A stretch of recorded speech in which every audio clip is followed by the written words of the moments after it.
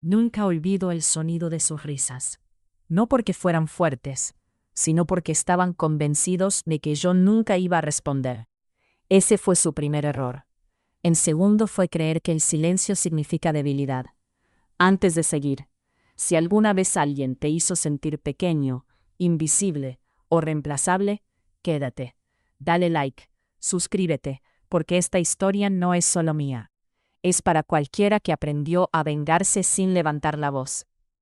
El primer día que entré a esa oficina pensé que por fin mi vida estaba avanzando. El olor a café barato, el murmullo constante de teclados, las paredes blancas cubiertas de diplomas que no eran míos. Todo me decía lo mismo. Aquí empieza algo grande. Yo tenía 26 años, un currículum modesto y una necesidad desesperada de demostrar que valía la pena confiar en mí. Mi jefe se llamaba Martín. Sonreía mucho. Demasiado. Ese tipo de sonrisa que no llega a los ojos. Aquí somos como una familia, me dijo en la entrevista, inclinándose hacia adelante. Pero esperamos lealtad absoluta. No entendí el aviso. Todavía no. Los primeros meses trabajé como nunca. Llegaba antes que todos, me iba después, aceptaba tareas que no me correspondían. Decía que sí cuando quería decir no. Y funcionó, al menos al principio. «Qué responsable eres», decía Laura, mi compañera de escritorio, mientras me dejaba encima otra carpeta. «Te importa mucho el equipo». Yo sonreía. Por dentro me ardían los hombros, la espalda, el orgullo. Pronto entendí algo. En esa oficina, el esfuerzo no se premiaba, se explotaba. Las bromas empezaron despacio, inofensivas supuestamente. «Otra vez te quedas tarde, qué obsesiva», decía Martín riendo frente a todos. «Relájate, no es tan importante», agregaba cuando entregaba un proyecto que luego presentaba como suyo. La primera vez que escuché mi trabajo en su boca, sentí una mezcla rara. Orgullo y algo más oscuro, algo que no sabía nombrar. Pero el verdadero quiebre llegó un viernes. Había pasado semanas preparando un informe. No dormí, no comí bien. Era mi oportunidad de brillar. Martín presentó el proyecto en la reunión general. Yo estaba sentada al fondo, con las manos sudadas, esperando que dijera mi nombre.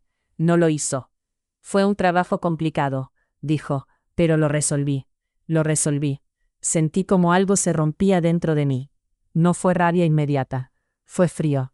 Un vacío pesado en el estómago. Cuando terminó la reunión, me acerqué. «Martín, ese informe lo hice yo». Me miró como si hubiera dicho algo gracioso. «¿En serio vas a hacer esto ahora?», susurró. «No seas problemática». Problemática. Esa palabra empezó a seguirme. Desde ese día, las cosas cambiaron. Me asignaban errores que no cometí. Me excluían de correos importantes. Las risas ya no eran suaves, eran directas. «Siempre exageras», decía Laura, cuando intentaba defenderme. «Nadie te obligó a trabajar tanto», agregaba otro. Llegaba a casa agotada, con la garganta cerrada, repasando cada conversación una y otra vez, pensando, tal vez soy yo, tal vez no soy suficiente. Pero por las noches, cuando el silencio se hacía pesado, algo dentro de mí no dormía. Algo observaba, algo aprendía, y sin que ellos lo supieran, el miedo empezó a cambiar de lado. Porque cuando dejas de intentar encajar, empiezas a planear. Si el primer golpe fue darme cuenta de que no me respetaban, el segundo fue aceptar que nadie iba a salvarme. Las semanas siguientes se convirtieron en una especie de castigo silencioso. Nada oficial. Nada que pudiera denunciar con facilidad. Solo pequeñas crueldades diarias, perfectamente calculadas. Me cambiaron de lugar.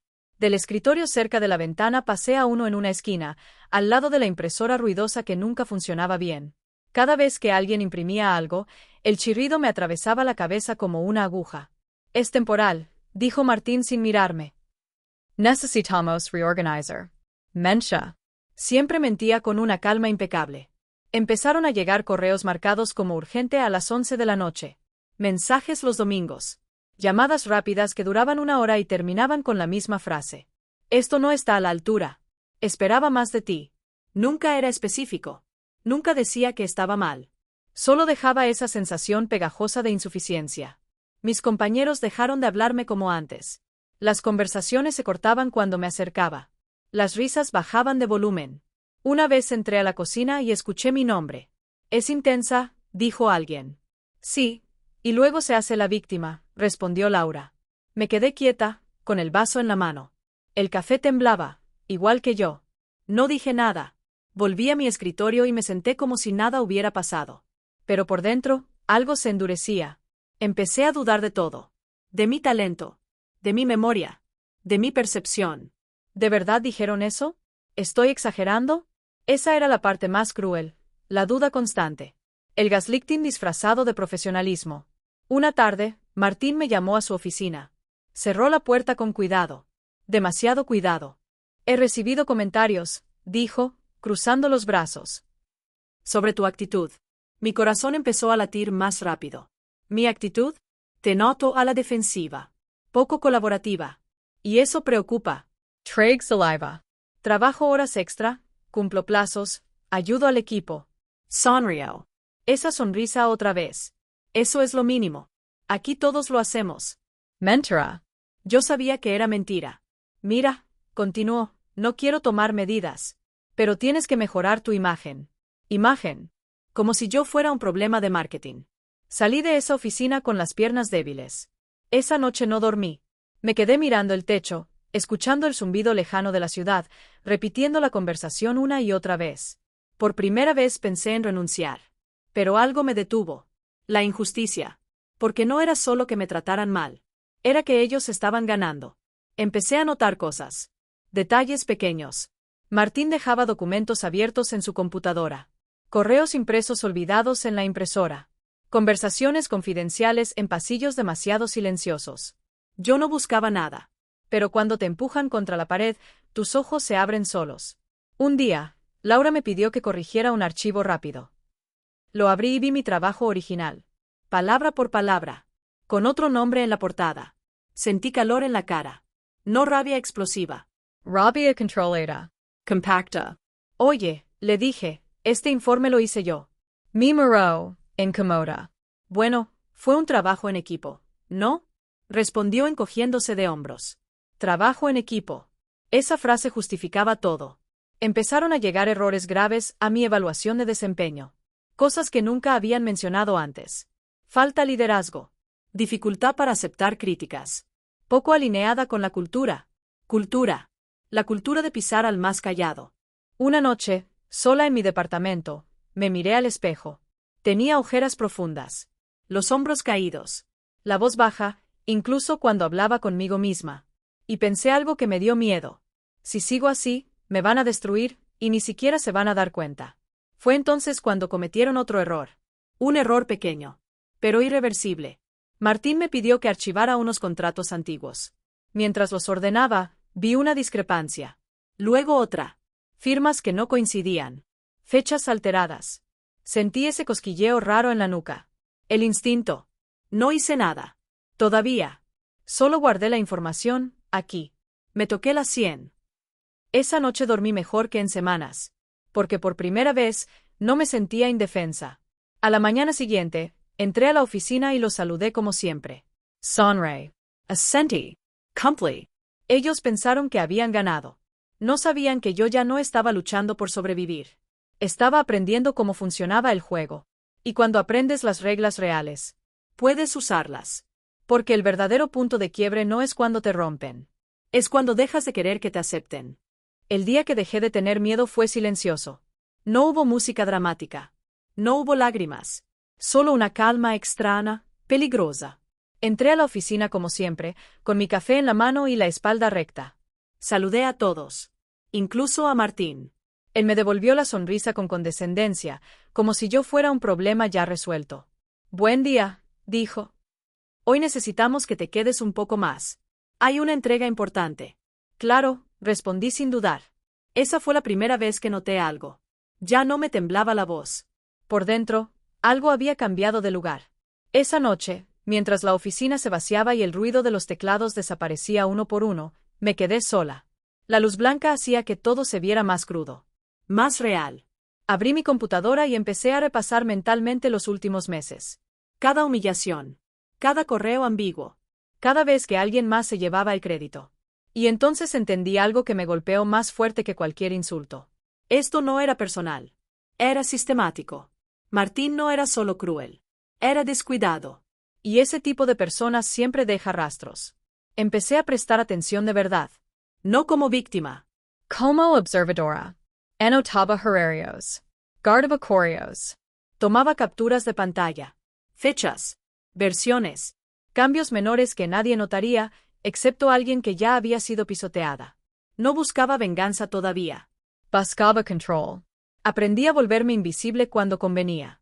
Hablaba menos en reuniones. Esencia. Dejaba que otros interrumpieran. Ellos pensaban que me estaba apagando. En realidad, me estaba afinando. Mientras tanto, Martín empezó a cometer errores más grandes. Firmas apresuradas. Promesas a clientes que no podían cumplirse. Presentaciones infladas con datos maquillados. Una tarde escuché algo que no debía. Martín estaba en su oficina, la puerta entreabierta, hablando por teléfono. No pasa nada, decía. Eso lo ajustamos después. Nadie revisa esos detalles. Mi cuidara. El corazón lento. La respiración controlada. Nadie revisa esos detalles.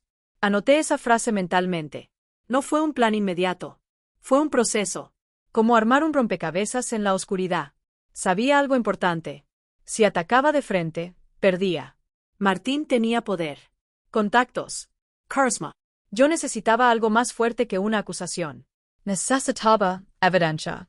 Y, sobre todo, timín. Empecé a copiarme en cese de correos estratégicos. A pedir confirmaciones por escrito. A hacer preguntas inocentes que obligaban a aclarar contradicciones. Solo para confirmar. ¿Puedes dejarlo por mail? Así no hay confusiones después. Martín se molestaba un poco. Nada grave. Aún. Eres muy detallista últimamente, me dijo una vez, con tono burlón. Sonríe.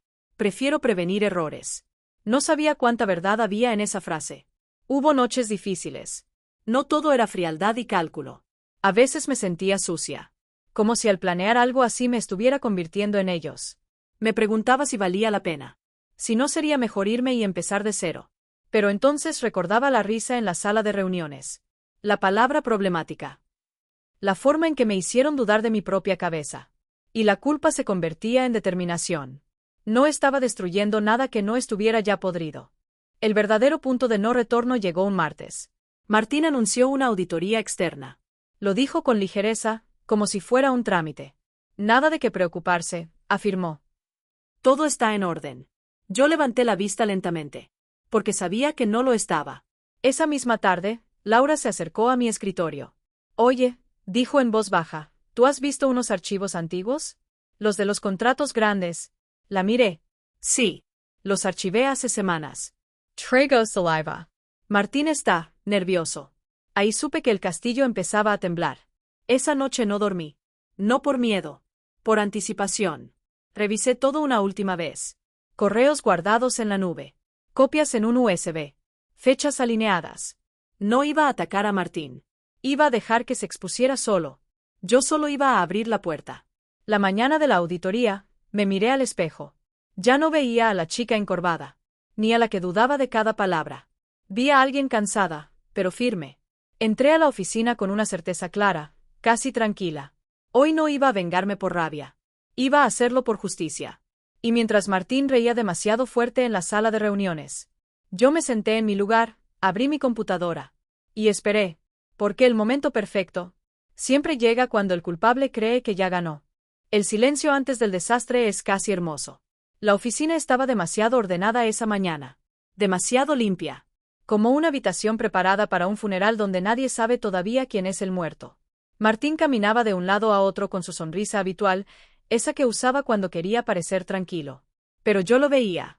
El tic en la mandíbula. La forma en que revisaba el celular cada 30 segundos. La auditora llegó a las 9 en punto. Tragedy. Mirada precisa. No vino a ser amigos. Buenos días, dijo. Empezaremos de inmediato. Martín asintió, exageradamente amable. Por supuesto. Total transparencia. Casi me reí. La primera hora fue aburrida. Preguntas técnicas. Documentos generales. Martín respondía con soltura, con ese tono de experto que siempre lo hacía quedar bien. Algunos compañeros lo miraban con admiración. Yo no. Yo esperaba. Cuando la auditora pidió los contratos antiguos, sentí el cambio en el aire. Fue sutil, pero real. Como cuando una habitación pierde oxígeno. Claro, dijo Martín. Los tenemos archivados. Laura fue a buscarlos. Tardó más de lo normal. Desde mi escritorio vi cómo sus manos temblaban al entregarlos. La auditora empezó a revisar. Página por página. Sin apuro. El sonido del papel al pasar era ensordecedor. Aquí hay una discrepancia, dijo finalmente. Martín se inclinó hacia adelante. ¿Discrepancia? La fecha de firma no coincide con el registro digital. Silencio. Debe ser un error administrativo, respondió él rápidamente. Nada grave. Yo bajé la mirada, fingiendo concentración. Pero por dentro, contaba. 1, 2, 3. Aquí hay otra, continuó la auditora. Y otra más. Martín empezó a sudar. La auditora levantó la vista. Necesitaré acceso a los correos relacionados con estos contratos. Martín abrió la boca y la cerró. Por supuesto, dijo, forzando una sonrisa. Mi equipo se los enviará. Ahí fue cuando hablé. Por primera vez en semanas. Perdón, dije, con voz calmada. Yo estoy en copia de varios de esos correos. Todos giraron la cabeza hacia mí. Martín me miró como si no me reconociera. ¿Cómo dices? Preguntó. Algunos de esos contratos pasaron por mí. Puedo facilitar la información si ayuda. La auditora me observó con interés. Sería muy útil, respondió. Gracias. Martín intentó intervenir. No es necesario molestarla, empezó. Al contrario, dijo la auditora. Es su obligación colaborar. Yo abrí mi computadora. Mis dedos no temblaban. Correo tras correo. Versiones distintas. Instructions contradictorias. Aquí, dije, hay un mensaje donde se pide modificar la fecha. La auditora lo leyó en silencio. ¿Quién envió este correo? El nombre estaba ahí. Claro. Inevitable. Martín. El aire se volvió pesado. Eso fue un malentendido, balbuceó. Nunca se ejecutó. Sí se ejecutó, respondí suavemente. Aquí está la versión final enviada al cliente. Laura bajó la cabeza. Otros compañeros miraban al suelo. La auditora cerró la carpeta. Esto es serio, dijo. Muy serio. Martín se levantó de golpe. Esto es un ataque personal, exclamó. Ella siempre ha sido conflictiva. Me miró. Con rabia. Con miedo. La auditora frunció el ceño. Señor, dijo, nadie que falsifica documentos puede acusar a otros de conflictivos. Ese fue el momento. El instante exacto en que todo lo que me había hecho volvió a él. Martín fue suspendido ese mismo día. La investigación interna no tardó. Correos revisados. Proyectos reanalizados. Créditos reasignados. Descubrieron más cosas. Muchas más. Yo no tuve que decir nada más. Laura evitó mirarme durante semanas. Otros compañeros empezaron a hablarme de nuevo. Con cuidado. Con respeto. Un respeto nuevo. Genuino. El día que Recursos Humanos me llamó, pensé que me iban a despedir. Todavía había una parte de mí que esperaba castigo. Queremos disculparnos, me dijeron. Fallamos en protegerte. Me ofrecieron una promoción. Un nuevo equipo. Un nuevo comienzo. Accept. No sentí euforia. Ni ganas de celebrar. Sentí algo mejor. Paz. Porque entendí algo importante. La venganza no siempre es gritar más fuerte. A veces es esperar. Observer. Y dejar que la verdad haga el trabajo sucio. Martín nunca volvió a trabajar en ese sector. Su nombre quedó marcado. El mío, no. El mío se reconstruyó. Y cada vez que alguien me pregunta cómo lo logré, sonrío y pienso lo mismo. No gané porque fui cruel. Gané porque dejé de tener miedo.